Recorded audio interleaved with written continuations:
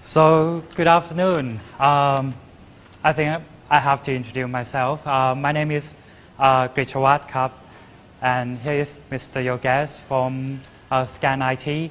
And we're going to talk about GWT, and it's not a tutorial course, of course, but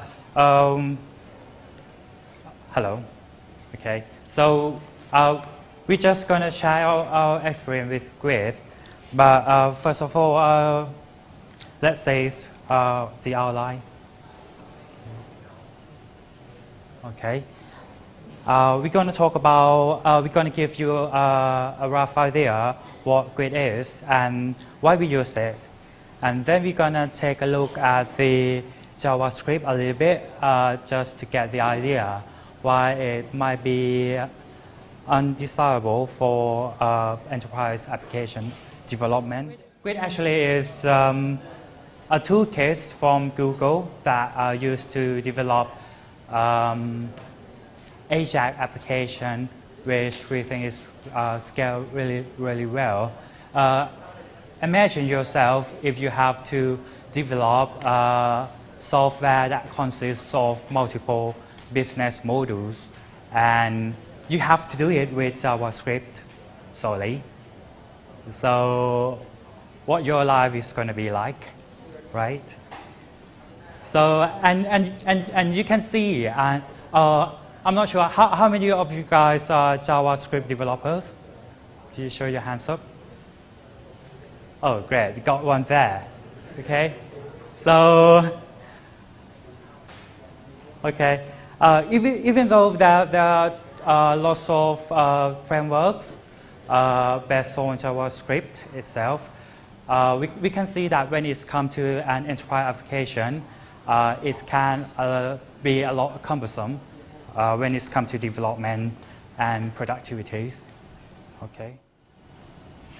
So I'm pretty sure that the majority of us are quite familiar with this game, right? Who've never played this game? Could you hands up? Really? Really? Okay, we got two there. So could you give them a big hand? Okay, thank you. I'm sorry to say that the Angry Bird on Chrome is discontinued. But anyway, I'm a little bit playful, so that's why I put it here. So it's on the news as well. So have you ever played Angry Birds on Chrome? None of you? Could you hands up? Yes, we got one here. No? Okay, just you. Okay. It's okay. So why GWT? From what you can see here, Google used it in many of their products. And well, I'm pretty sure that what you're kind of familiar with the most is the Gmail itself is developed on GWT, and many more of them, right? So, have you used it in your daily life? Right? Okay. Anyway. So let's see some statistics. GWT is used in business context. As you see, most of the application developed with GWT is in the business. And you may be surprised that GWT can be used in mobile devices as well, right? And you don't have to worry about the responsive of your website or your application. And most of the GWT users are satisfied with GWT, right? This statistic from Thailand. Okay, and is what I like here is the idiot proof. Okay, because if you're Java developers, you don't have to worry about JavaScript equals there is the learning that actually you can forget about it. Okay. So from the survey, from 3,000 users, they kind of satisfied with grade, right? Okay, from this. And then the fun part, okay, JavaScript, the core part. I don't mean to defame this kind of language, you see. But as you can see from this picture, the definitive guide by Douglas Crawford, he really make it a little bit meaningful to his book. You see, the good part is kind of a lot thinner than the JavaScript, the definitive guide. Okay. So we're gonna look at the JavaScript a little bit, right? I'm not trying to batch it. You can use any language of your choice as long as you stay productive and you feel good with it. Okay, let's see.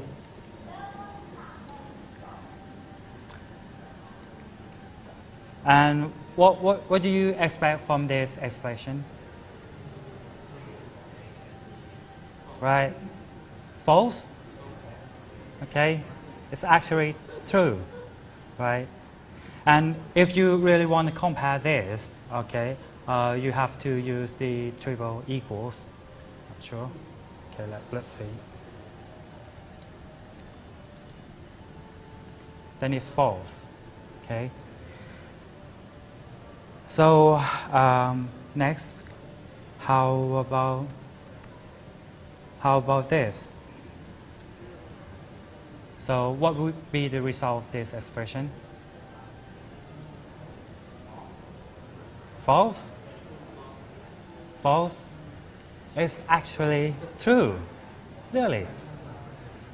So if you kind of familiar with the language, or if you kind of familiar with the strong type language, you maybe sometimes you like to tie your hair out, right?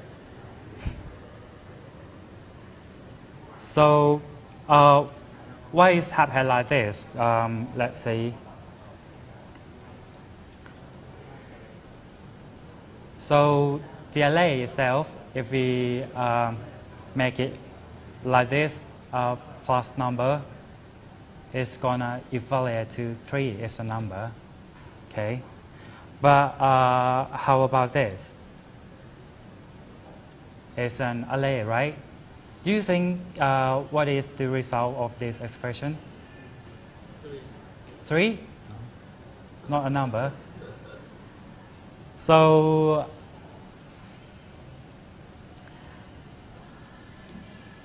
okay. I think you can guess what would be the result of this expression. True? Yes, it's true, right? But how about if you write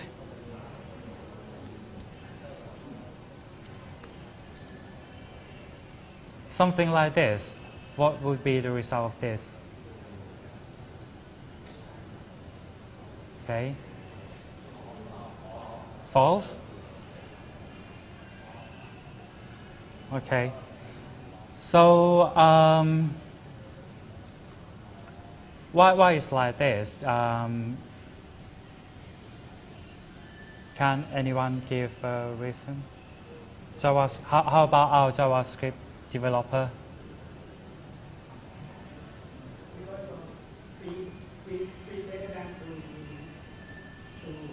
Yep. Mm-hmm. Okay. Okay, so correct. Thank you. So, okay. And, well, I think if we make it like, how about Java developers here?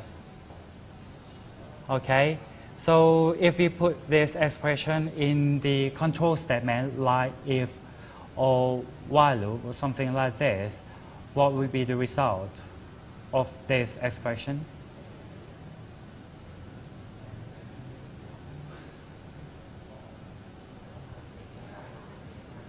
None of you? You mean put it in as a condition, right? Yes, like if I put 3 more than 2 more than 1 in the control statement, like if or do while or while, what would be the result of this? What? Sorry? Syntax error. Pretty close. I bet you used a pretty smart IDE, right? Okay. So actually, it's going to be like compilation error. So, okay. I'm sure that there are many Java developers here, but can you tell what would be the result of this expression? Yep, instead of. What would you expect from this? True. Okay. It's actually false. Okay. So if you form Java world, it's kind of confusing, right? Because instead of in JavaScript, it's going to compare your left-hand side expression to the prototype object to see whether it's clear from that or not, right? So I think that would be enough for the quirks part of the JavaScript, okay? If you form the strong type language, now you can see that it's a little bit difficult to actually understand it. And when it's come to a large-scale application, it's kind of not very productive somehow, I guess. So next, we're gonna look at the grid. Okay, Yogesh is gonna talk more about the grid technologies and components. Okay, thank you. So we just saw right now why JavaScript is so confusing. So JavaScript is so confusing. And the thing is that there's a big difference when you have to write JavaScript. So drawback is you can't really compile it. When you execute it, you might end up. That enables you to use Java language to create interactive Ajax web applications. Now, when we say what world today is no more HTML, it's all JavaScript. We don't see normal HTML pages anymore. It's more interactive web, and that's where GWT comes in. It gives you the strength of object-oriented language to create web applications. So the thing is, what makes GWT this interesting? First is when you write Ajax application using maybe libraries like jQuery or AngularJS, you still need to write them as a plain JavaScript language. With GWT, you write all this code in Java. Well, what you get with Java is that it is an object-oriented language. It has its own IDE. You write your code in an IDE that enables you to basically clarify your syntax errors. It also checks for conditions where your variables are left null, and it gives you that strong type language where you know how everything is going to work to a certain extent before you even execute the code. So I think that's the benefit. Plus, you also have framework like unit testing and debugging when you're executing this code. Doing that with plain JavaScript is really big hassle. And the third thing, and this is where actually the magic of GWT happens, is the GWT compiler. The GWT compiler is basically the compiler that will take your Java code and convert that into a JavaScript. So you write a piece of Java, pure Java, using GWT, and the compiler will completely turn it into a JavaScript. This JavaScript will be a full optimized, obfuscated JavaScript. So it's not that you can just open the JavaScript and read what the code it is in it, but it is completely obfuscated. It is optimized to be the smallest possible JavaScript for the code base that you have written. So the next is the benefit. So what happens is when you use this Java language, it brings the principles of software engineering into web application development. So even when you're developing a pure JavaScript-based application, it gives you the strength of building enterprise application. So for example, when we use GWT, you use IDE. With IDE, you get so much benefits. Writing hand-coded JavaScript is so crazy. When you use IDE, you get syntax handling, so you know what mistakes you're making beforehand. You get object-orientedness. With object-orientedness comes code reuse. So you can reuse the code back and again like a library, even when you're creating an application for basically web. That was not really possible much before jQuery. Then comes the strength of unit testing. So with IDE, you can integrate a lot of unit test cases. You can make sure your code has reached a certain level of quality before it actually goes into deployment. And then you have GWT's biggest benefit was it can run for all browsers. So with JavaScript, you have to take care that whether it is compatible with Chrome and then change something for Firefox and add a condition for Internet Explorer because it behaves completely different. But with GWT, it's going to take care of itself.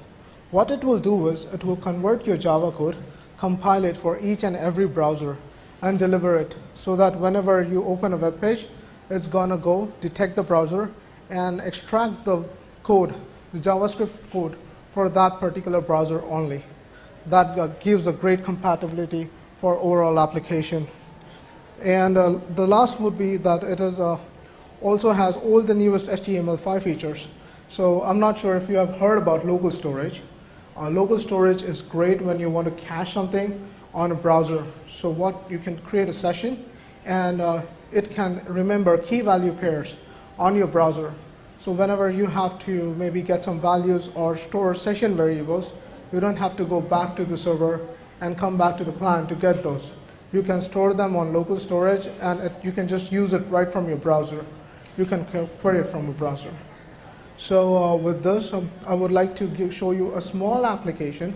It is a basic Maven application using GWT, and just show you the structure of how it looks.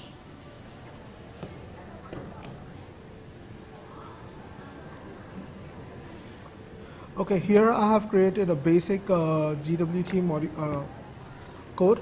What it does is it's nothing. It's a basic web form. It's going to take username as input, and it's going to go to server, perform your request, and give an output from the request, and it's going to show you in a pop-up. So just to show you what the demo is, put it up here.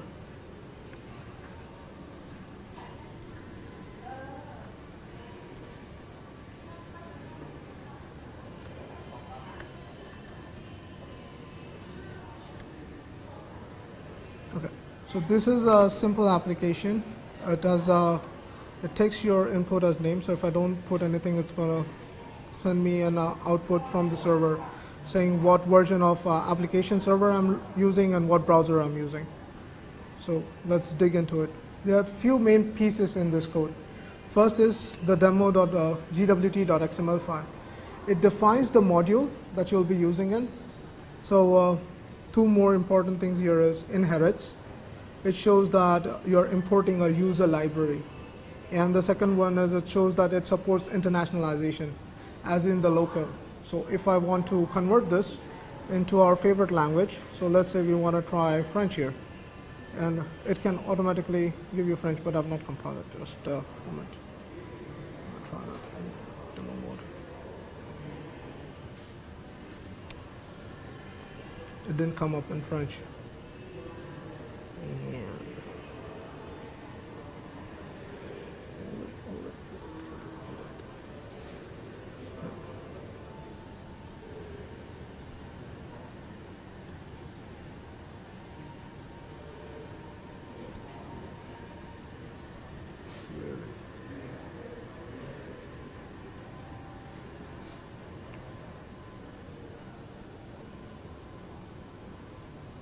Okay, now you can see this application in French. So it's all because we imported the internationalization module, and we tell it that it can translate into French and Thai. So we go to the main application, that's demo.java. In this, you will have a function called as onModuleLoad, which is like the main function in Java. The program actually starts executing from here. And what we are doing is, and what GWT gives us is basically widgets, the web widgets that we have. So we create a button, we create a text box, and we set properties into this. And then we find from the ID where we need to place this, and we set this properties. All here what we're doing is basically setting this on creating this page using only pure Java. There's no JavaScript or HTML used here. It's right now only pure Java that you're writing to create the page that you see here. So once you created that, we click on the button, and here's what happens on the button. What we do is we gonna send a request to the server, and it comes back. So I'm gonna go more into details of that. So we have something called as greeting service. It is basically a Java interface. And we just defined that we're going to call this service, pass it the name that we get into the text box, and it's going to return us some string. And we just implement that in here. So here we get the input. Then we just get the user agent, we get server information, put it into some nice string, and we return the string. But in here, we don't see really any AJAX code that's calling in, because with GWT, one of the greatest benefit is you can call a server code just like you're calling any other simple Java function. So here when we do a greeting service dot greet server, we are calling an AJAX call.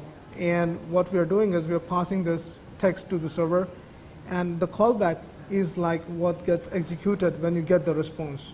So there are two basic functions in this. One is on success, and the other one is on failure.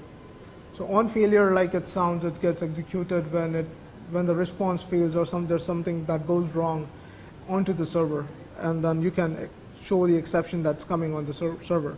On success is basically get executed when the response is 200, that is HTTP success, and that it will change, basically show a pop-up and show a result into the HTML. So that's basically what happens here. So if I just type anything here, this RPC call, I don't have to worry about where it is redirected to or where it is going to hit. It's all taken care in this one single function. Apart from this, we saw localization. So how localization really works in this. So for localization, what we do is we create an interface called as messages, and we're going to define some labels in here. In this, with the same name, we're going to create properties file. We keep the function name, that is the key, and then we put the value in here. We create this for multiple language with underscore and the language code that we're going to pass. And with this, whenever I going to do locale as fr or locale as th, it's going to give me that particular locale JavaScript and that particular locale HTML. So now this Code Mania demo project is talking Thai. So if there's something wrong with Google Translate, I'm not a good Thai speaker, so forgive me for that. So now I get response from the client in Thai. Apart from this, I'll just show you what happens mainly when we try to compile the project. So here's something that takes place when we compile the project. So when we compile it, what it does, it takes the Java code and creates some mock Java code in behind using the generators. This mock Java code, UI binder code, which can be some specific HTML, and clan bundle is then combined and then pushed forward to remove and optimize this code. It will remove all the dead code. It will optimize and insert JSNI, and then it's going to convert that to JavaScript. Then the JavaScript is further optimized for each specific browser. Here it will also take care of localization. So let's say you have 4 browsers for which you support and 2 languages. Then it's going to make it into 8 combination and create a combination for a browser local specific. So whenever you open a browser with a local, it just supplies what is required. So let me try to show you what happens when the first request goes.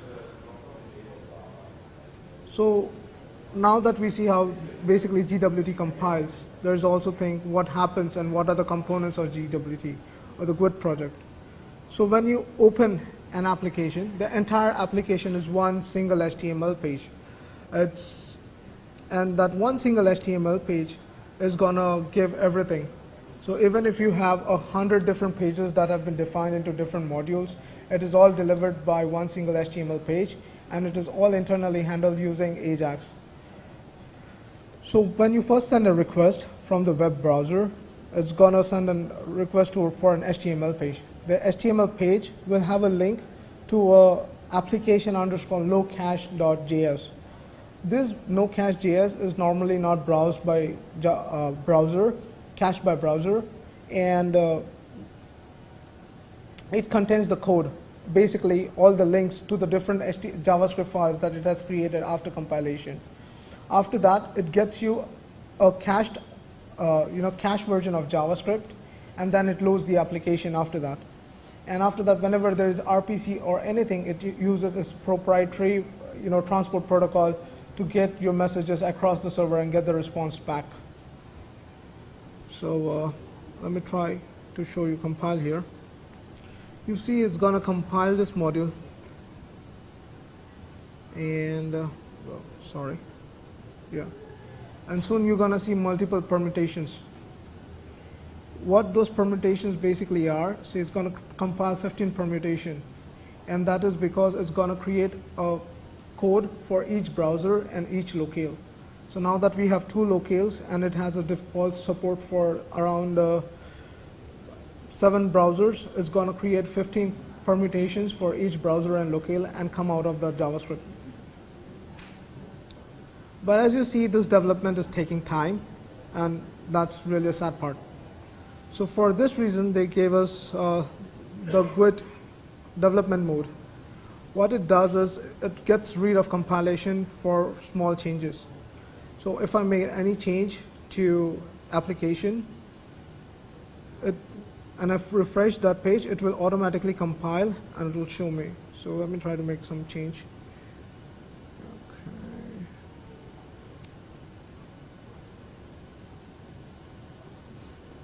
Let me change the properties.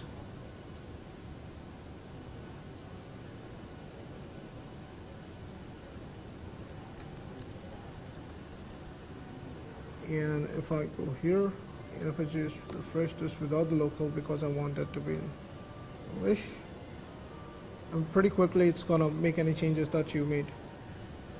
So with that, we created a very beautiful application for our company that is called as Phoenix. And I would like to give you a 3 minutes video demonstration of what we could achieve using GWT for this project.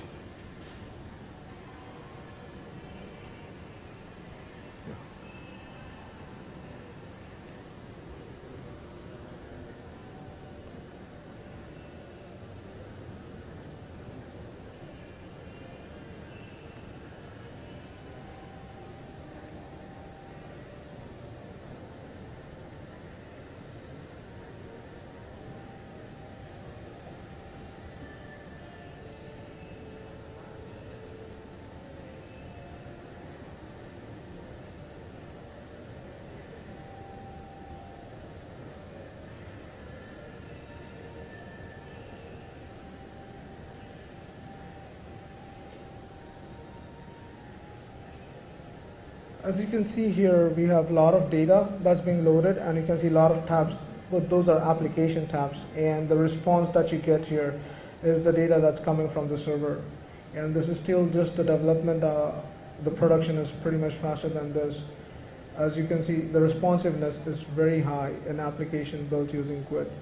So even if it has such a large amount of JavaScript that's been encoded behind, and there's a huge complexity, but this complexity can be achieved because we can use object-oriented language like Java to build such front ends. And I think that is very powerful that it can allow us to build such a very complex application with this amount of performance. So this basically, the video is to show the demonstration of how powerful and how high performance applications can be when you build them using GWT.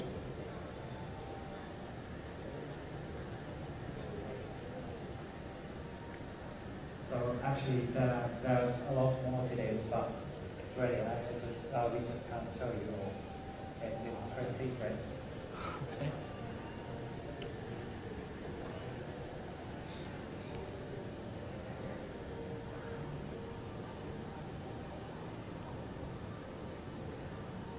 Try it out.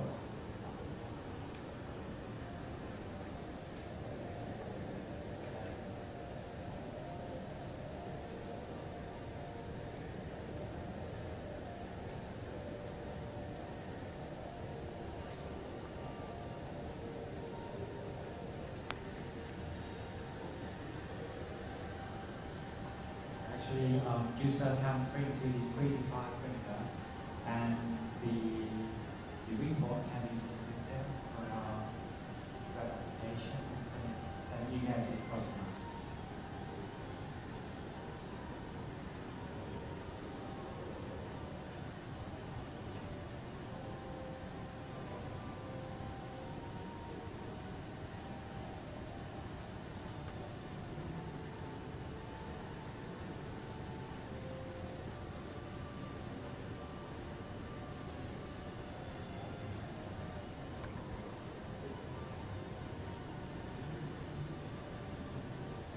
Actually, I think it's worth mention that this video is captured on the beta environment, so one production is Much faster. much faster.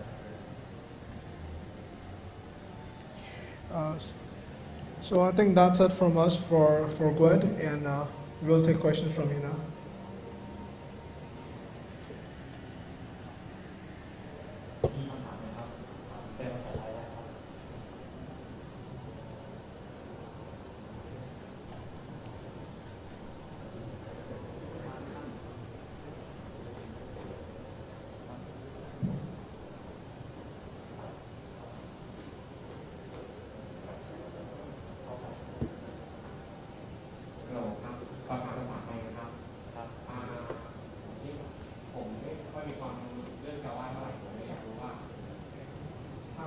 GWT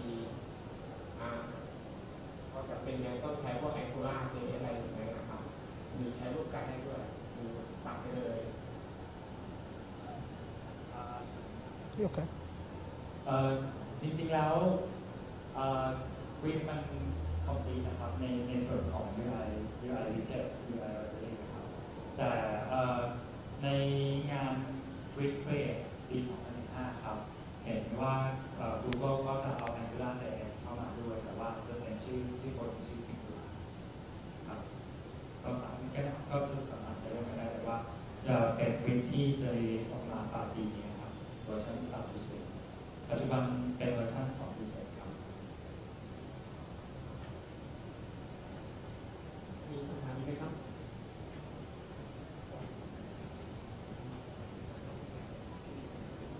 ผมมีคำถามครับโอเค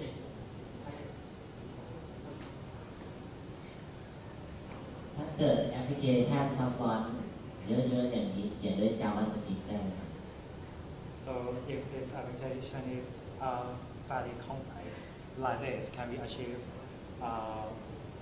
with JavaScript? Well, it's a very large application, and just to give you the idea of how large it is, we have more than 20,000 files in Java, and it's more than 600,000 lines of code. Imagine that doing in JavaScript. I don't think that's pretty much possible in JavaScript using jQuery, plain jQuery.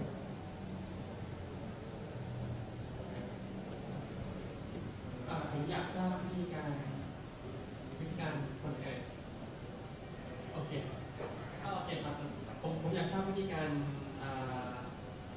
ทำให้ดอท element เนี่ยมันรู้จักโค้ดของ Java ที่เราเขียนในฐานะของ JavaScript นะครับ So how you connect grid to DOM?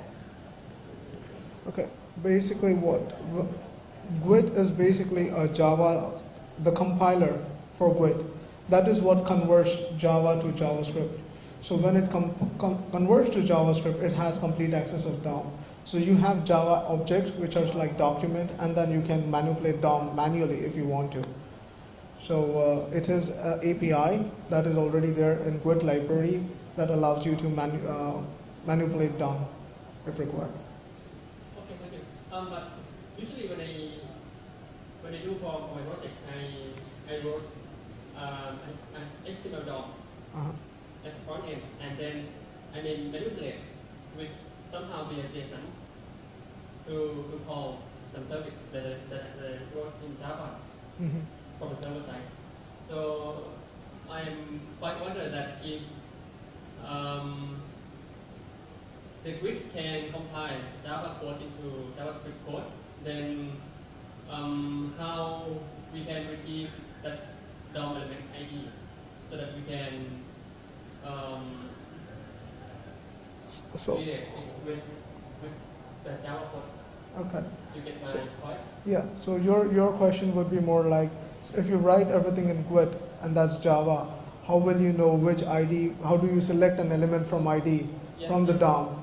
Well, if you write in GWT, you don't really have to wonder about HTML because it will do it for you.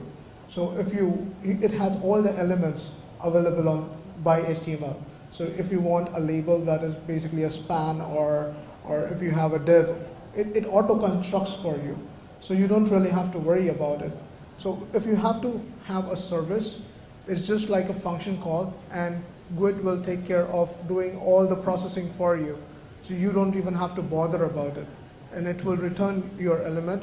And like Java objects, if you have reference to that object, which is how you parse your DOM in HTML. So right now, ID is like a reference of an object for you in HTML world. But in GWT world, it is just like Java. So if you have a reference of that object, you can directly get an object and call any function on that object. Thank you very much. Welcome.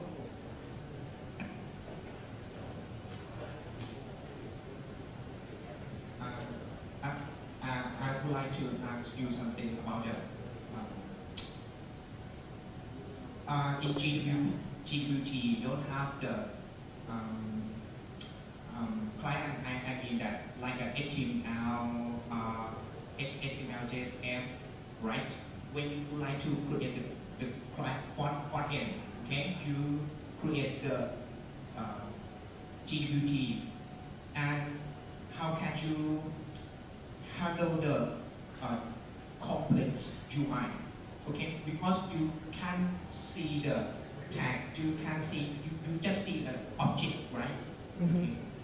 Okay, so now it's about the visibility. Then just to give you an idea here, let me share my screen first. Okay.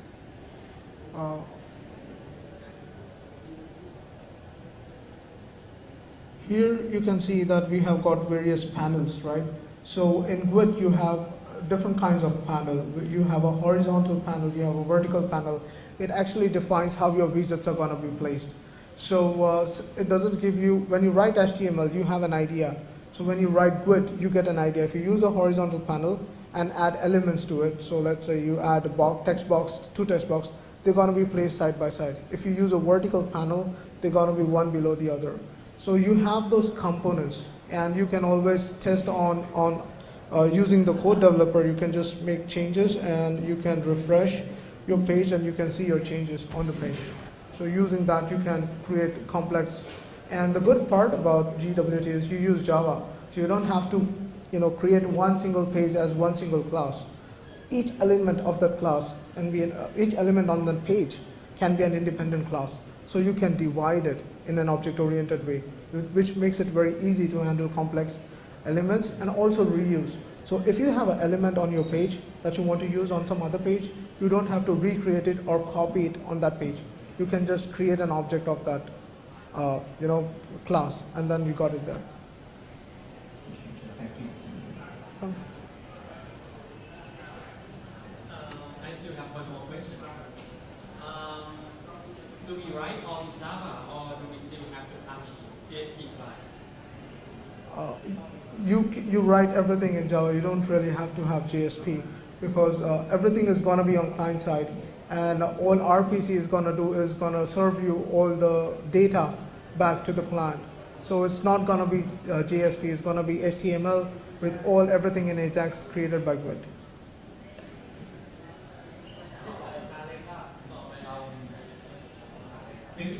It's like if you are a JavaScript developer, it's quite seamless to learn Swift because the idea is a lot similar. You just have to get the idea of the HTML, Go, and the basic application, just like that. So for me, it's quite seamless or gapless to move from JavaScript or JavaFX to use Swift. And really, you can apply all the design pattern you like, or many of them, or for example, that's just from Google with your application. And the usefulness of this, like when your application becomes fairly complicated, you can manage it, you can stay productive. Like that. We still have one more question. What the Java version come from? ครับ Support version Java เรื่องอะไรบ้าง ตอนนี้วิก2.7ครับซัพพอร์ตถึง 1.7 ครับแล้วก็ตัวเวอร์ชันที่จะออกปลายปีนี้ก็จะวิกเวอร์ชัน3จะซัพพอร์ตJava 8ครับ ก็ขอบคุณที่กลับไปมาก Thank you.